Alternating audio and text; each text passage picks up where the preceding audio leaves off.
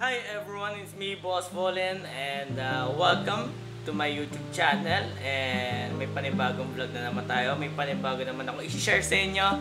And sa mga hindi po nakakilala sa akin, again, my name is Boss Volen. Isa po akong full-time content creator. I'm doing live streaming sa Facebook, sa TikTok, and isa po akong vlogger here on YouTube. And in short, content creator po ako. Sorry, malat na naman ang boses ko. Sobrang nag-enjoy na naman kami sa TikTok. At kung gusto niyo po mapanood sa TikTok Live, 8 p.m. to 10 p.m. po ako na andon every day. Every night pala, every night. Kung di niyo man ako makikita sa TikTok Live ng 8 p.m., ibig sabihin pagod ako, hindi ako nakapag-live, and sa another day na lang ulit. Okay, so itong bagong vlog ko ngayon, girls, may share ako. Ba't basta ito? Hindi pala. May share ako sa inyo. Ito is, paano ba isisimulan to? May isi-share na ako sa inyo na hinihintay nila. Siyempre, hinihintay nila to at yung mga plano natin in the future. So, pakonti-konti nagkakaroon na siya ng reality. So, dati pangarap lang namin to at ngayon, pakonti-konti na natin siyang binubuo. Sa tulong ninyo. And i-share ko lang muna sa inyo background para magkaroon kayo ng idea kung ano yung papakita ko sa inyo. Kung alam niyo naman, since before, sa mga nakakalam na, isa po akong entrepreneur. Bago ako maging content creator, nakatapos po ako ng college. Ang degree ko po is entrepreneurship. So, plano ko talaga mag-start ng own business. So, magkaroon ng sarili kong bar, magkaroon ng sarili kong gym, tsaka coffee shop. Yun ang mga plano ko talaga as an entrepreneur. Then the rest, syempre, hindi ko pa alam yung mga future investment ko someday. Kaso, nagkaroon ng pandemic and everything.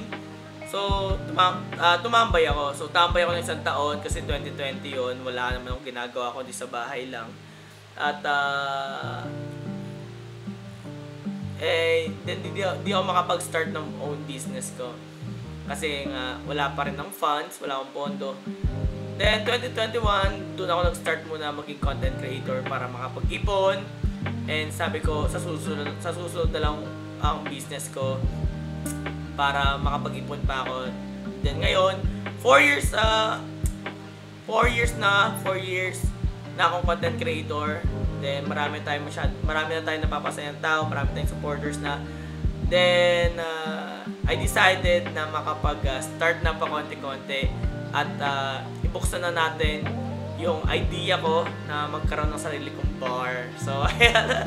So, after lahat na, kasi ngayon, sa tagal-tagal ko na maging content creator, ang dami ko na natanggap ng mga gadgets as a content creator, mga equipment na magagamit ko sa content creator ko. Yung camera, yung mic, yung desktop, PC pang live stream, binigyan ako ng PS5, microphone, ayan nakikita nyo, mga pang podcast ko, vlogging ko, live streaming ko, mga kailangan kong gamit for my content creator. Then, nakatanggap ako ng mga sapatos, mga regalo galing sa inyo. Sobrang ang dami ko nang natatanggap sa inyo. Kaya ngayon, it's time na siguro makapag-focus na sa business na itatayo ko. So, nag-iipon na kami ng funds sa aking bar. So, yun muna yung iipunin namin, yung bar. Sa tatlo na yon, bar muna ang iipunin namin. So, okay, eto na po, ang naalala nyo is, pinakita ko sa inyo yung first account ko. Gumawa ako ng account as a content creator. So, lahat ng mga nagbibigay sa akin, dumadiretso sa bangko, mga China Bank. So, nakatanggap ako ng, ito ba yun? Nakatanggap ako ng mga gift or direct talaga sa inyo.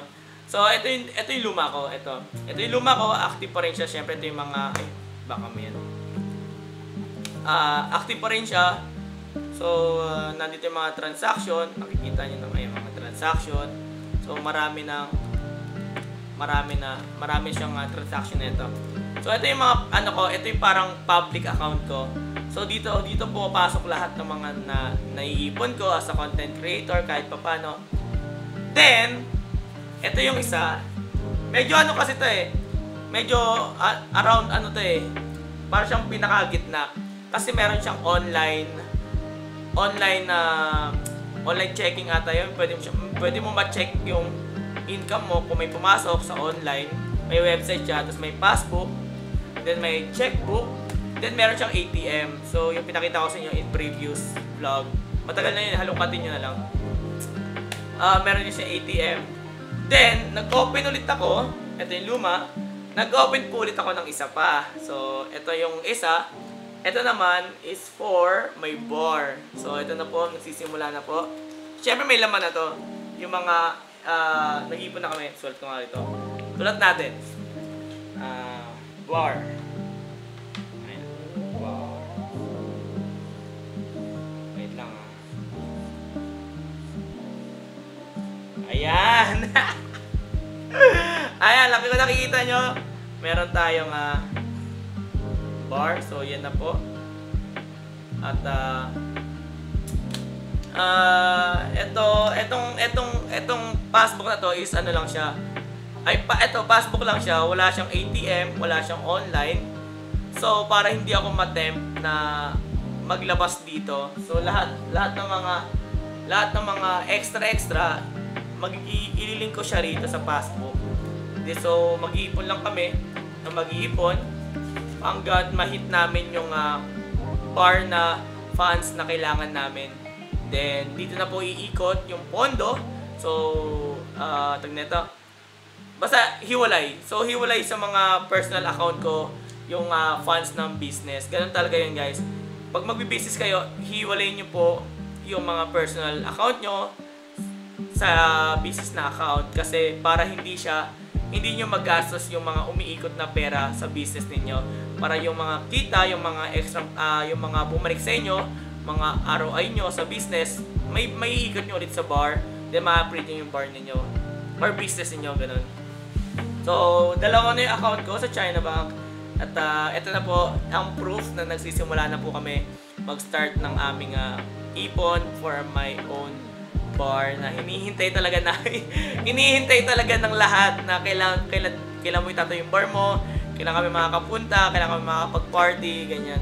So, ngayon, nag-iipon na po kami, mag-i-start na. Then, pagdating ng laptop ko and everything, kasi marami rin akong travel kasi this coming May, tsaka June. So, masyadong bugbog na rin ako sa schedule. So, nagpa-podcast rin ako. So, eto, hiwalay ito, alternate. Kung magpa-vlog ako ngayon, bukas ako magpa-podcast para hindi siya sabog. Kasi yung baka mapagod din ako, yung katawan ko mapagod. May sinusitis pa naman ako. Mahirap sa akin matamaan ng sinus. Talagang 2 to 3 days ang pahinga. So, yun lang, share ko lang po sa inyo ang mga kaganapan sa Fallen Community. And thank you for supporting me sa mga plano ko as a content creator and future entrepreneur. So excited na kinakabahan na paano ko ma-execute to na maayos yung business na bar na pinapangarap natin lahat, na sobrang ang gulo, yung mga dreams natin na hindi pa natin nakikita sa mga ibang bar, bakit wala silang ganito. So lahat ng mga pangarap nyo, mga gusto nyo makita sa bar, ilalagay ko siya sa akin. So para ma-enjoy kayo lahat and hindi sayang yung bayan nyo, o yung moment nyo, yung araw na yun, or gabi na yun. Talagang mag-enjoy at babalik kayo. Tsaka hands-on naman ako. So, hands-on ako sa mga business na itatayo ko. Kaya I'll see you soon. And kung ma-execute ko man tong bar na to, yung maayos. Hindi naman siya ganun kabongga yung, syempre startup muna tayo, maliit lang muna. Doon na lang natin papalakihin yung bar natin. Hindi naman tayo katulad ng ibang bar owner na isang bagsakan talaga, nandun na lahat, fully furnished na talaga, sobrang laki na, nandun na yung mga malalaki ang speaker, ganun, naglalaki na yung soundproof ata, ganun, or surround music. Hindi pa ganun. So, magsisimula tayo sa maliit. Maganda kasi magsimula sa maliit para makikita ng mga sumusuporta sa'yo or yung mga bumabalik sa bar na maraming improvement. Then, para hindi sila maumay. Para every time na babalik sila, merong bago.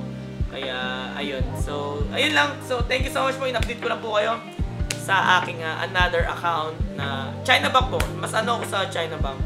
Pero, mag-open rin ako sa BDO kasi may kailangan kasi mayroon kasing wala kasing debit ang China Bank ngayon. So hindi pa daw nila naayos 'yon sa mismong China Bank yung may-ari and yung mga boards of directors. Kaya kailangan ko mag-open ng BDO. Kailangan ko ng debit card, guys. So, nung nalaman ko na kailangan ko ng debit card kasi nung nahirapan ako mag-transaction, bumili ng MacBook Air ko online kasi nga sabi ko sa inyo customize yung MacBook Air ko. So, kailangan ko ng debit card.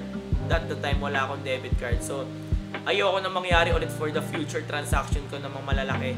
Kasi kaya lang ako ngayon gagawa kasi hindi ko naman i-expect sa buhay ko na magkakaroon ako ng mga transaction na malalaki. Akala ko kiyapo lang ako, ganun, na 150, 250 lang ang binabayaran, alam mo yun. So, hindi ko in-expect sa buhay ko na dati pala ako sa buhay ko na makapag-transaction ako ng mga malalaking pera na kailangan ko magbayad ng, sabi natin, 140,000, 250,000.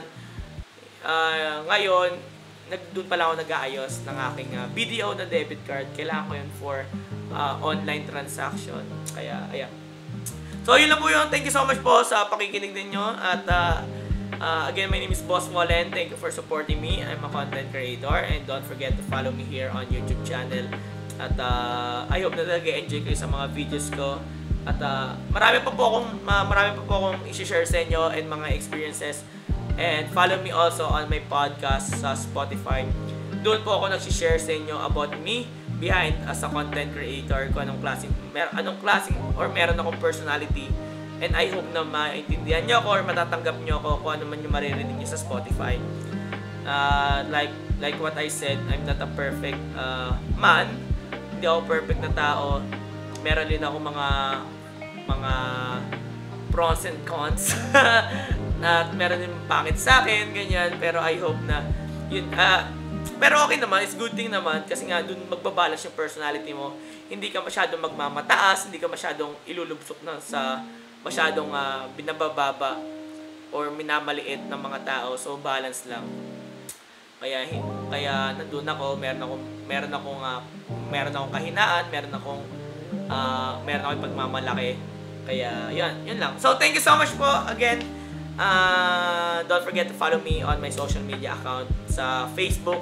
110,000 na po tayo sa Facebook. Then sa TikTok naman po is magro-road 300,000 na po tayo. Then dito sa YouTube is 5,000.